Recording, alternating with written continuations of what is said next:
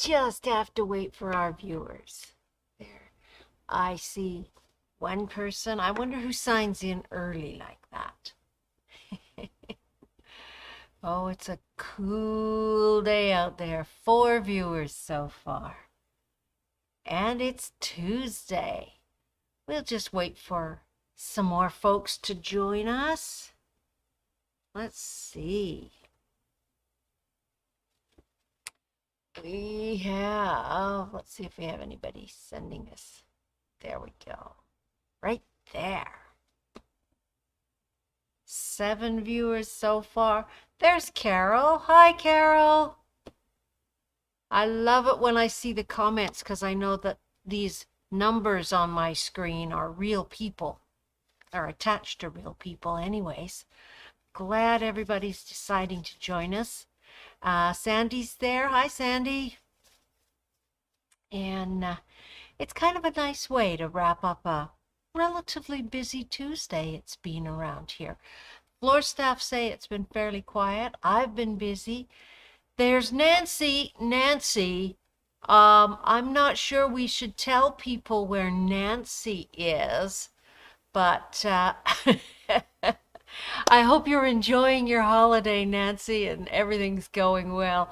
Last I was aware of, Nancy's on the beach in Mexico.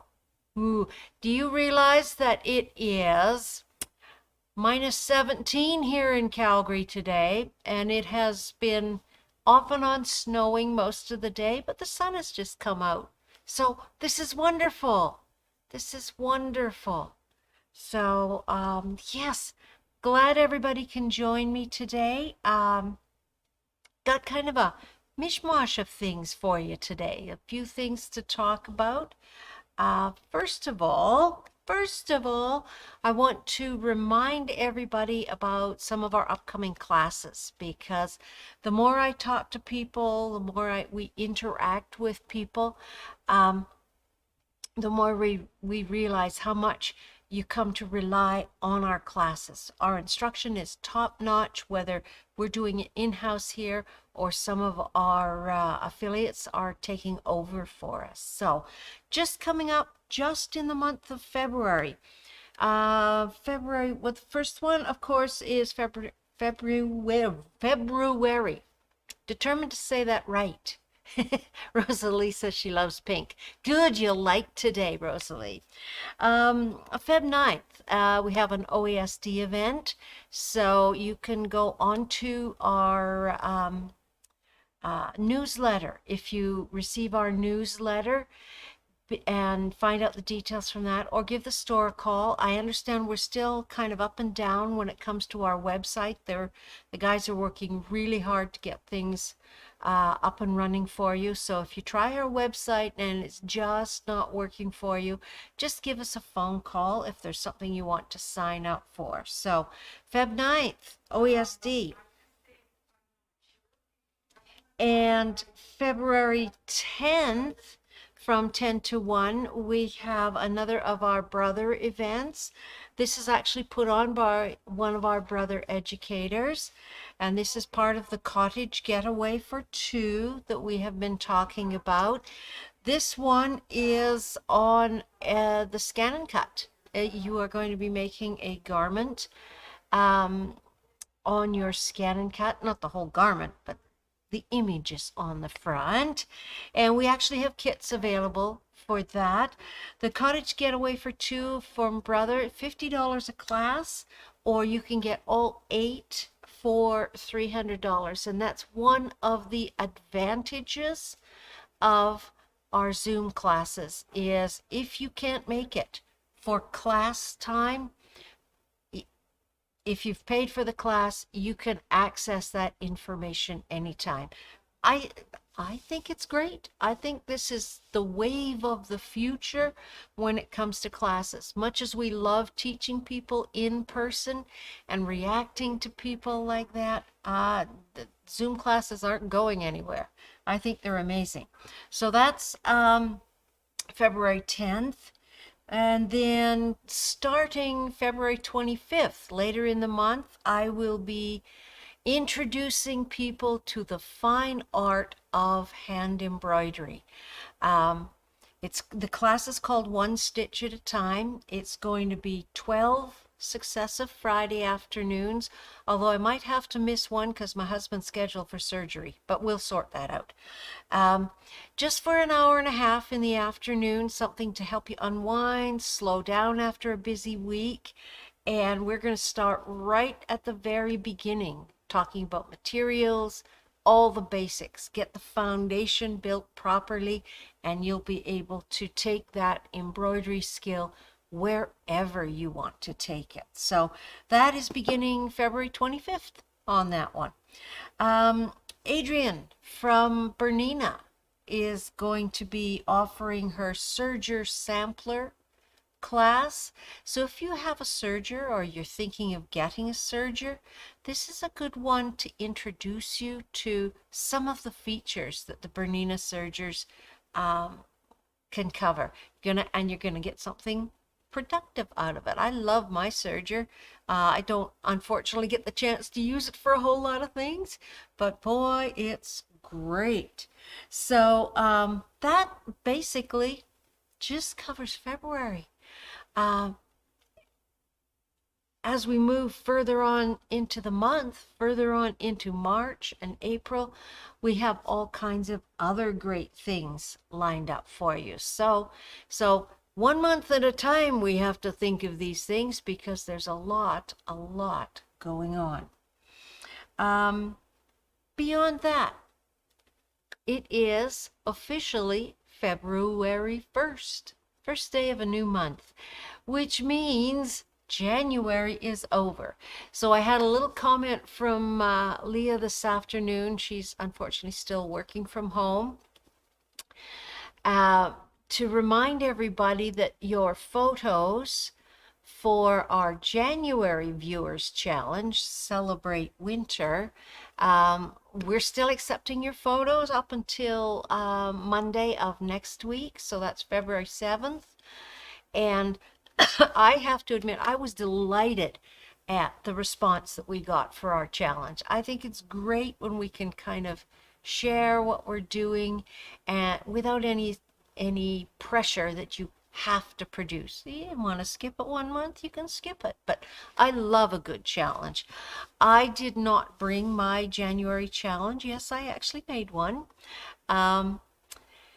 today, but I think later in the week, probably, I don't know if I'll be doing Thursday or Friday this week, and I will bring it along and show it to you. So just to encourage you, yes, you have a few more days to get that January Viewers Challenge photo into us. And I really thank everybody who decided to play along.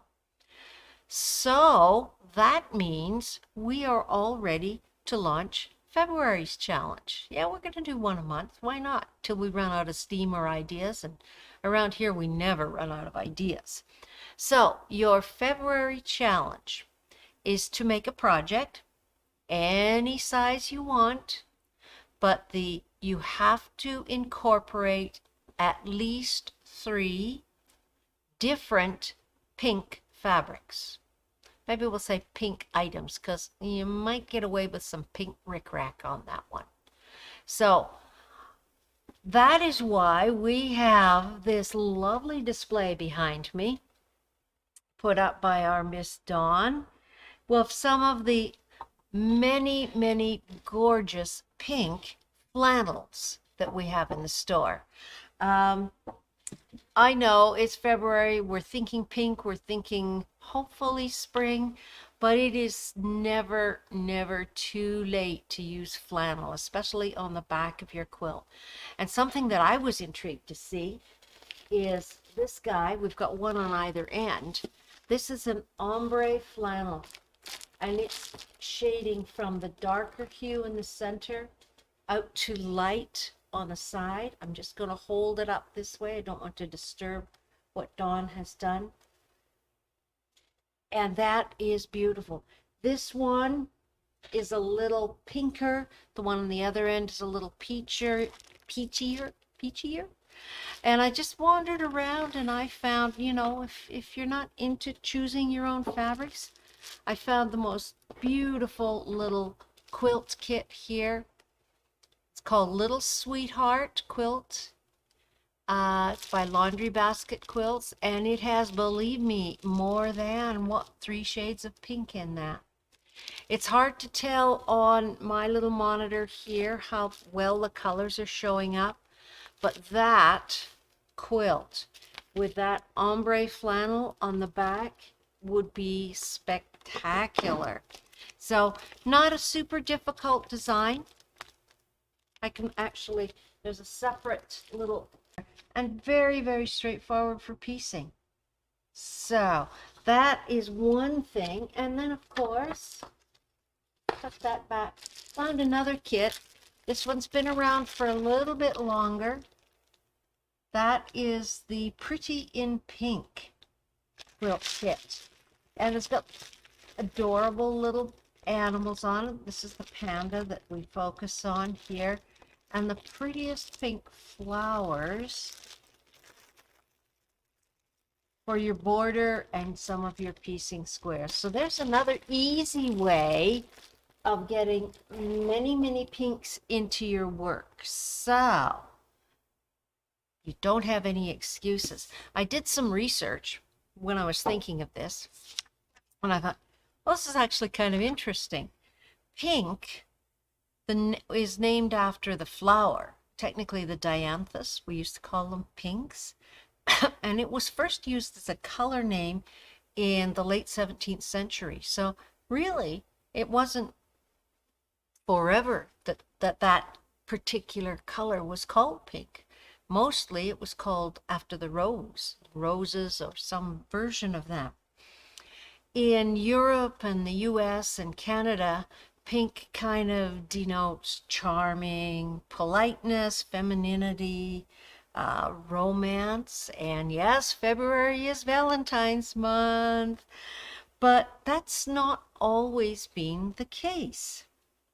Back in the 19th century, young boys often wore pink ribbons or pink accessories because men wore red. And pink was a softer, smaller version of red. So pink hasn't always been associated with girls. That didn't actually happen until the 1950s. I didn't realize that.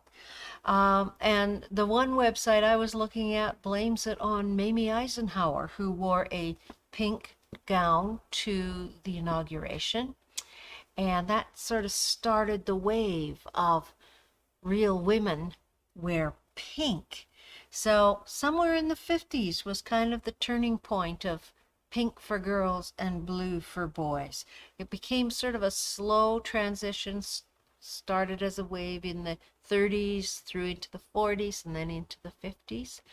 And it's funny, I ran into that a few years ago. I was volunteering with a group of immigrant ladies. We were teaching them to sew, and they'd show up on the afternoon and of course bring their kids, bring their babies, and you'd get this little bundle of baby all wrapped up in the blue sleepers and the blue blanket, and it was a little girl, or vice versa, because their culture didn't translate the pink for girls and blue for boys. I still find it hard. It just feels odd, but yeah. So that's kind of an interesting thing about pink. Another interesting thing about pink, and I didn't realize this, if you've ever seen a pink's flower, a dianthus flower, it has a zigzaggy edge around the petals. And I think as sewers, we're all familiar with pinking shears. And yep, that's where the name came from. Now that one I didn't realize. So every day, and I love it. I love learning new things. I see Rose has joined us. Tina's there. Rosalie's there. So lovely. You two ladies, Rose and Rosalie, you definitely have kind of a pinkish name, don't you? Yeah. Anyway, so that's your February challenge. Make a project any size you like. It can be tiny, it can be huge, but you must use at least 3 different pink fabrics in your project. So I'm going to have to start thinking on that one. In the meantime, if you remember, we'll switch cameras. I have this not exactly a New Year's resolution, but I'm really going to try to start bringing closer to completion some of the little projects we talk about on Facebook. So if you remember last week's Mr. Kitty Cat, I did put him under the machine and I did a little bit more doodling. In particular, I added some little hearts around the outside because, hey, I was thinking about pink all weekend. So now we have got him to a place where we can set down some color on here. And there's lots of ways we could do that. We could do it with thread. We could just thread paint him. We could use the Helen Godden's Lumiere paints on there, which is quite a stiff, opaque surface. But I love working with pencils. And so I brought my pencils. Mine are the Prismacolor. And we also have the Kimberbell watercolor pencils, which are going to give a much softer look once you dab them with the water pen. So at this point, Mr. Kitty is a coloring page. Now, how's this for unwinding after a busy day? You take your little project. Your husband says, "What is that thing you're making?" "I don't know, dear, but it's fun." And you grab your pencil and you can just stroke the color onto the fabric. I'm a shader. I love to shade things. So I love the way the pencil goes onto the fabric soft.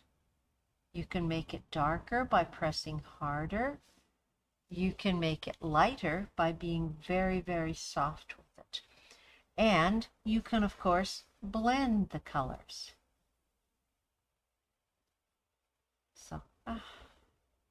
So what if, there we go, let's pull a little bit more stories about the color pink. I taught in the good old days our color theory class.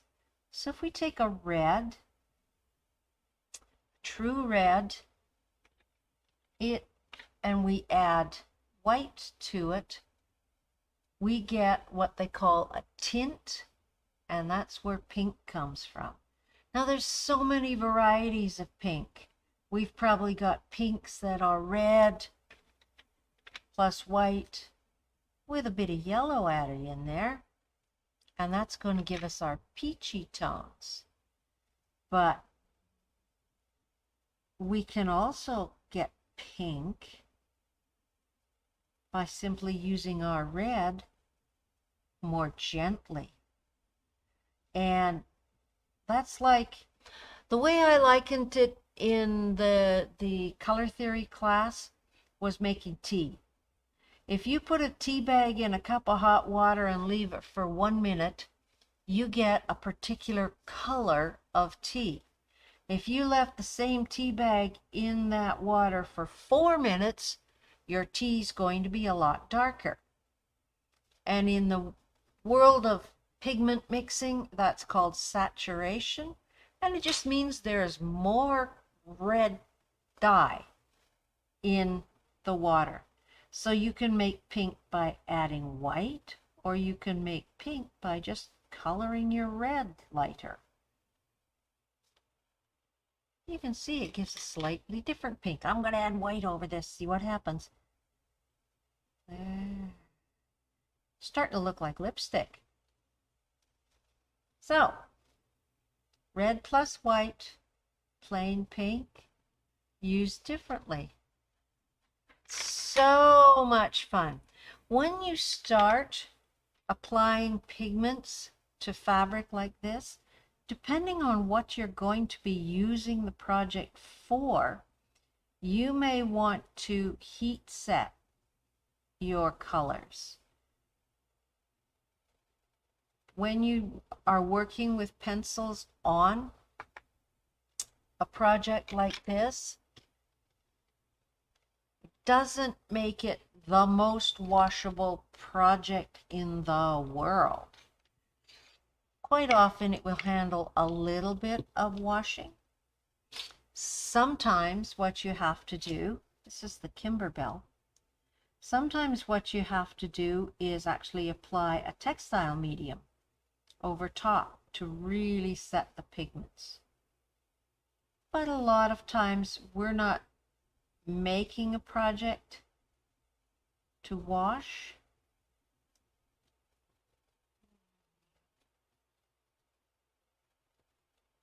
You can see I'm choosing mostly the pinks because, hey, why not? So you can spend lots of time playing with your little panel that we started. You don't have to do a cat. You could do all kinds of things. But you can see, I'm looking at it on the screen over there and I'm going, hey, he's kind of cute. I tend to be a little critical of my own work sometimes. I think we all get like that. And I'm going, oh, I could have made that line better. I could have that done better. But just remember that it's the overall effect.